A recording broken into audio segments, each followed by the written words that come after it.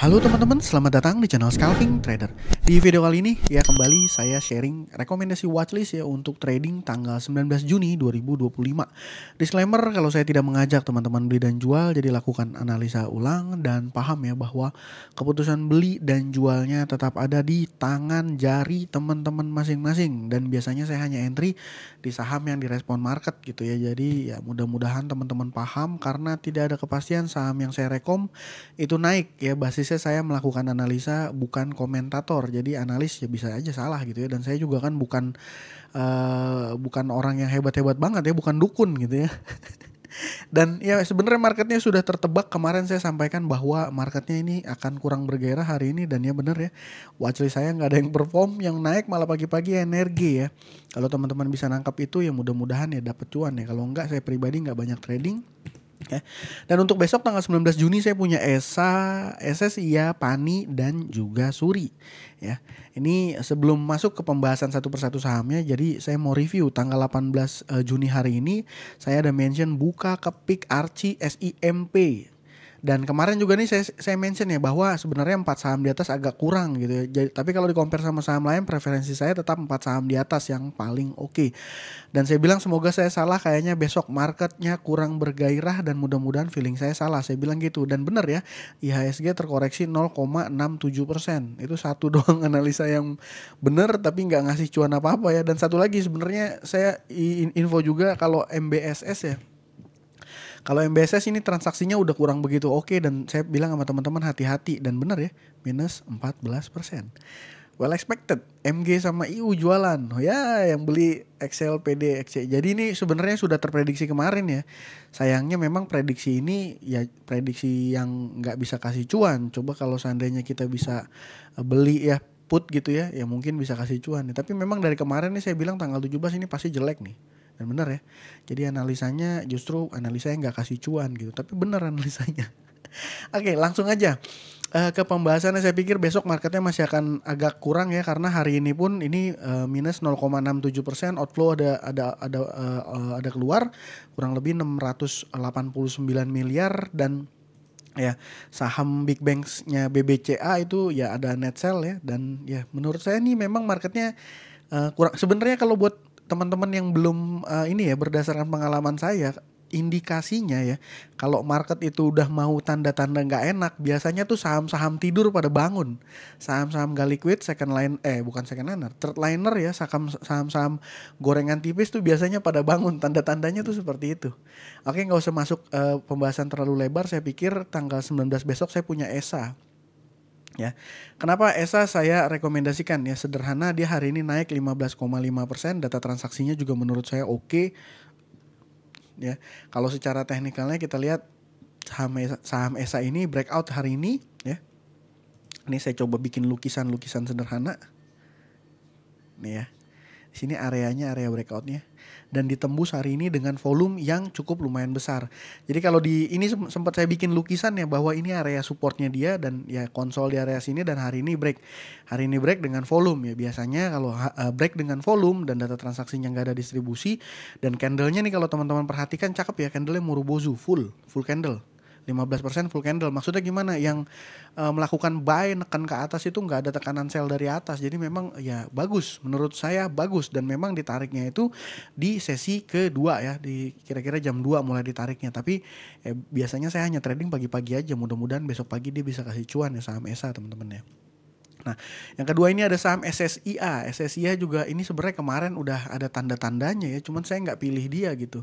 Saya nggak pilih SSIA karena ya volume yang terjadi juga nggak gede-gede banget. Tapi ternyata ya analisanya salah, hari ini mantap volumenya. SSIA ini kemarin saya sempat cuan waktu ada sentimen BYD mau groundbreaking ya di kawasannya dia gitu ya. SSIA kawasan industri kan ini ya, dia punya kawasan industri. Jadi ya sentimennya sebenarnya tanggal 23 Juni ya, tanggal 23 Juni which is minggu depan ya harusnya ya. Ini dia mau bagi dividen gitu tanggal 23, dan dividennya sebenarnya 15 perak. Kalau dihitung secara persentase ini sebenarnya kecil banget ya. Saya biasa ngitungnya 1475 ya. 15 dibagi 1475 sama dengan ini dikali 100. cuma 1%. Di perhitungan tanggal 18 ini per harga 1475 ini yieldnya cuma 1% teman-teman. Ya, jadi memang yang beli di saham SSIA ini bukan cari dividen lah ya. Dan kalau ngelihat posisi secara teknikal hari ini dia posisinya ada di resist. Ya jadi sebenarnya nih ya resist yang terjadi di tanggal 18 September.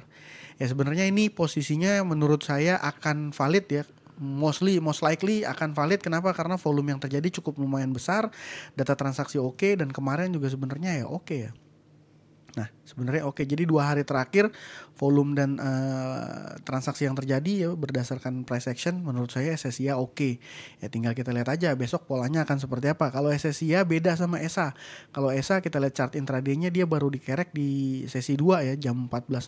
Kalau SSIA market open dia mulai naik. Jadi kalau buat kejar pagi seperti saya ini cocok nih nge-WL SSIA gitu ya. Seperti itu. Dan yang ketiga saya punya saham PANI. Ini sahamnya Pak Agwan ya. Salah satu konglo kita nih. Nah saham PANI ini kalau diperhatikan hari ini ya menurut saya hari ini udah mulai terlihat ada indikasi bagus.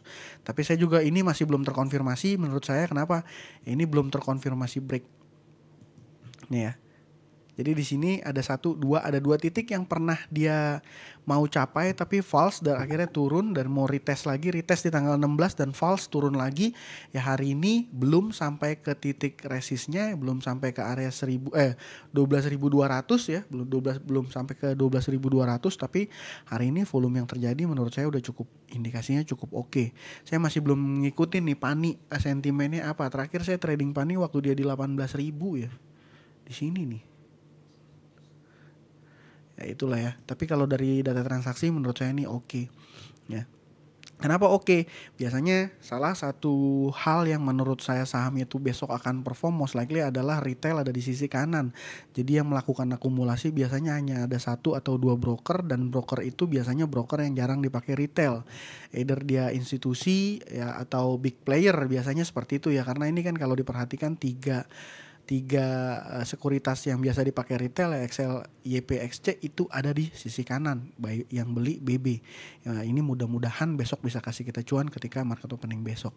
Dan yang keempat yang terakhir ini saya punya saham Suri. Secara likuiditas memang agak kurang ya, tapi transaksinya memang 2,4 miliar. Dan YJ ini main di 2 saham yang menurut saya ya perform hari ini ya. Tapi 2 saham yang perform yang dimainin sama YJ Lotus ini ya sahamnya ya kurang begitu liquid ya.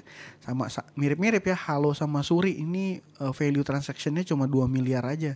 Dua-duanya ini top buyernya YJ. Makanya tadi saya sempat mention bahwa kalau ketika marketnya udah mulai kurang enak biasanya saham-saham third liner gitu ya, saham-saham third liner tuh biasanya suka gerak gitu ya.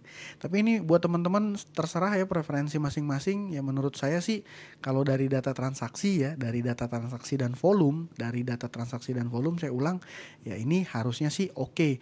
Tapi memang kalau seandainya di saham third liner itu rawan gocekan ya. Maksudnya rawan gocekan gimana ya, biasanya ya mereka mainnya harus benar-benar dipantau gitu ya. Di price action mah oke ya teman-teman, volume yang terjadi tuh. Nih, Suri juga. Tapi ya teman-teman tinggal pilih aja. Saya pribadi masih tetap sama, nggak pegang banyak barang. Saya punya barang satu yang malah hari ini kena suspend. CBRE saya punya kena suspend, nyebelin ya. Dan saya pikir Archie juga akan perform kalau seandainya hari ini nggak di UMA, sayang dijegal ya sama wasit. Ya besok mungkin ya masih ini aja ESA, SSIA, PANI, Suri dan NRG saya pikir udah kurang begitu oke.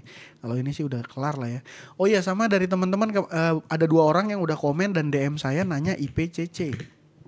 Nah IPCC ini waktu saya mention ketika saya info IPCC mana ya, ada tambahan WL saya bilang IPCC mana lah ya. Ya itulah waktu itu saya bilang IPCC ini di sini ya, di sini. Kalau nggak salah saya lupa tanggal 11 ya. Saya bilang IPCC pantau dan ya waktu itu saya cuma 5, sekian% saya TP ya teman-teman. Setelahnya besoknya merah saya udah nggak lihat. Tapi saya udah mention tuh. Teman-teman kawal ya IPCC, kawal masing-masing, jagain aja jangan sampai merah. Ya kalau hari ini teman-teman nggak jagain dan ya nggak pasang stop loss ya harusnya kena guyur. Sebenarnya hari ini sih ZP-nya ini nggak aktif ini, makanya sahamnya langsung turunnya dalam. Kan beberapa hari kemarin nih, dari mulai di tanggal 11 nih, yang konsisten beli itu ZP ya. Sampai tanggal 17 tuh yang konsisten beli ZP. Tapi di hari ini tanggal 18 Juni, nah ini ZP-nya nggak kelihatan gitu ya. Dia udah stop beli gitu. Begitu dia stop beli, ya nggak tahu nih di top buyer 2 sama 3-nya ini, saya rasa ini retail. Ya, jadi kena siram, dan yang nyiram nih kayaknya kalau top seller satunya sebenarnya foreign. Dan ini sebenarnya ya, kalau saya mau katakan ya, hari ini sebenarnya bukan distribusi sih, belum ada distribusi. Karena kenapa? Teman-teman perhatiin aja tanggal 17 itu ZP beli 2,8 miliar dengan value lotnya itu, volume lotnya itu 23.000 ya. Secara value-nya 2,8 miliar. Nah, kalau hari ini tanggal 18 ya, bahkan ini value total transaksinya aja 1,8 miliar ya, 300 jutaan. Cuman ya apapun itu, walaupun secara value, secara volume value-nya nggak terlalu gede, tapi ini turunnya dalam 7,8%. Kalau saya pribadi sih, saya ya no comment deh, takutnya nanti ada yang marah sama saya. Ini posisinya sih di sini ya teman-teman. Posisinya ada di support minor di tanggal 19 sama tanggal 16 sama 19 nih, area yang terakhir waktu dia mau hit dia turun gitu ya, waktu dia break dia lanjut. Sekarang dia ya, kita lihat aja di 1100 ini apakah ditahan atau di break turun ya, kita pantau aja. Saya sih biasanya teman-teman hanya trading di saham yang indikasinya baru-baru mau mulai main gitu ya. Dan ketika di atas saya udah nggak akan hold ya, saya disiplin TP, disiplin cut loss juga gitu. Maksudnya nggak cuma disiplin cut loss, tapi TP juga saya disiplin. Ada indikasi mulai keluar sellernya di atas, saya buang, whatever it is gitu ya. Jadi menurut saya besok marketnya juga masih akan kurang begitu oke. Jadi ya saya masih trading pendek aja, nggak simpen banyak barang ya. Saya paling saat ini di portofolio cuma 2 CBRE kena suspend, satu lagi guna kepleset waktu RUPS dia ambrol, saya nggak sempet pasang stop loss. Jadi sekarang lagi cicil jual dikit-dikit ya, nggak gede sih, tapi ya memang bikin merah di porto tuh, nyebelin. Itu aja dari saya kali ini, semoga apa yang saya sampaikan bermanfaat ya teman-teman. Ya menurut saya yang punya barang banyak di first liner sama second liner, yang point of view-nya trader ya, yang point of view-nya trader bukan investor, ya better hati-hati. Itu aja dari saya kali ini, semoga apa yang saya sampaikan bermanfaat. Semangat, mudah-mudahan besok kita dapat. Thank you.